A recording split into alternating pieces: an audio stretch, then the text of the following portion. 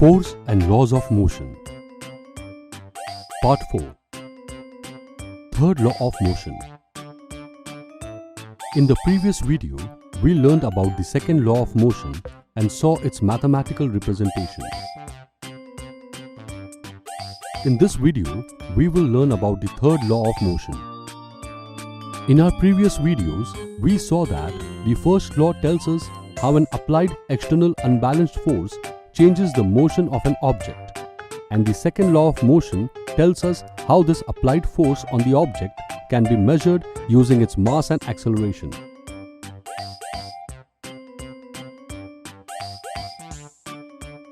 Now, Newton's third law of motion says that when one object exerts a force on another object, the second object instantaneously exerts a force, which is equal in magnitude but opposite in direction, back on the first object.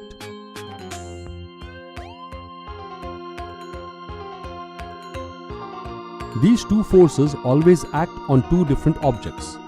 This means that each object exerts one force on the other object, or each object experiences only one force. To understand the third law of motion better, let us consider an example.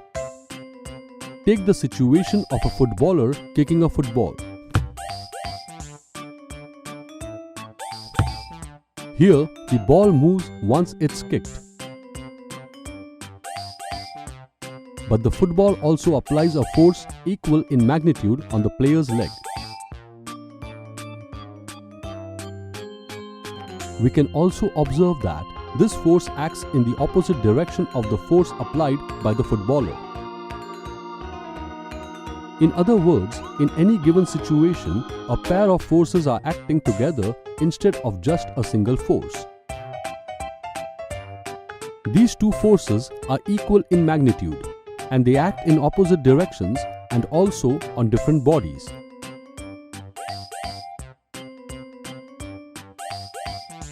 These two opposing forces are commonly known as action and reaction forces. Let us now look at two different examples to understand the third law of motion better. Example 1. Let us consider the case of a bird flying by flapping its wings. When a bird flaps its wings downwards trying to lift off, it creates a force that pushes the air downwards, which results in an equal and opposite force that pushes the bird upward and helps it to fly into the sky.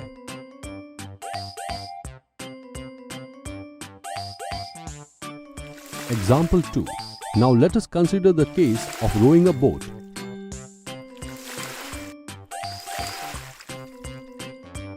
While rowing a boat, pulling the oar in the backward direction through the water results in the generation of an equal and opposite force, which in turn helps the boat move forward.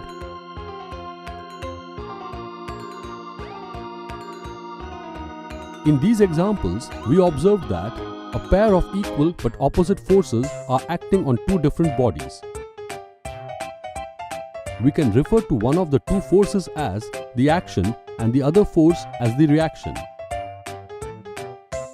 Like in the first example, if the bird flapping its wings downwards is the action, then the reaction is the force that helps the bird fly.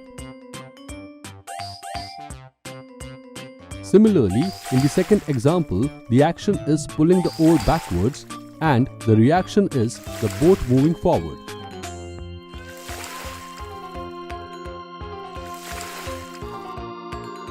This provides us with an alternative statement for the third law of motion. That is, to every action, there is an equal and opposite reaction.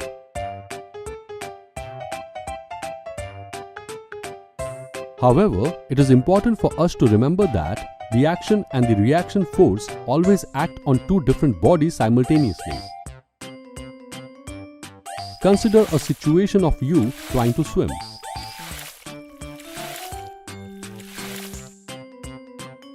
Now, what do you need to do if you want to swim in the forward direction? In the last video, we learned about the second law of motion. From this, we know that to gain acceleration, we need to apply a force. But in which direction should you apply the force here?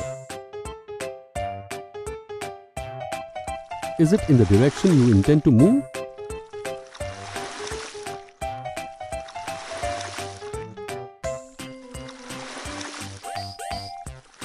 No, you need to exert a force in the direction opposite to the direction of swimming.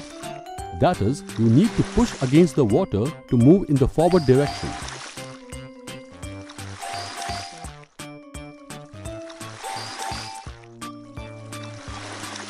When you push against the water exerts an equal and opposite force on your body. That is, the water pushes you back such that your body moves in the forward direction. Here, you must note that even though the action and reaction forces are always equal in magnitude, they may not always produce accelerations of equal magnitudes. This is due to the fact that each force acts on a different body that has a different mass. According to the relation derived from the second law of motion, F is equal to m multiplied by a, we can observe that the same force applied on different masses will produce different accelerations.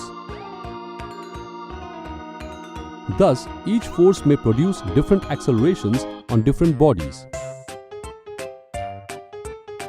Let us look at an example to understand this. Consider the case of firing a gun.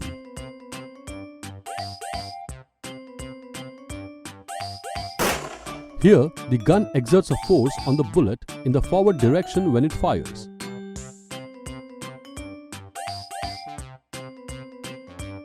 According to the third law of motion, the bullet should exert an equal and opposite force on the gun.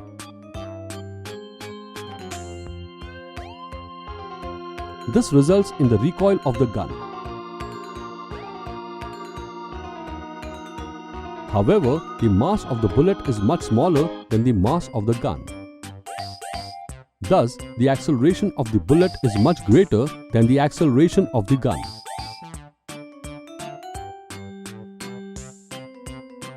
Another example depicting the third law of motion is the bouncing of a ball. When a ball is thrown on the ground, the ball exerts a downward force on the ground which can be referred to as the action force. When the ball hits the ground too exerts an equal and opposite force on the ball which can be referred to as the reaction force. This reaction force makes the ball bounce off the ground. In this case also, the action and reaction force acts in opposite directions and on different objects. In this video, we learned about the third law of motion. In the next video, we will learn about the law of conservation of momentum.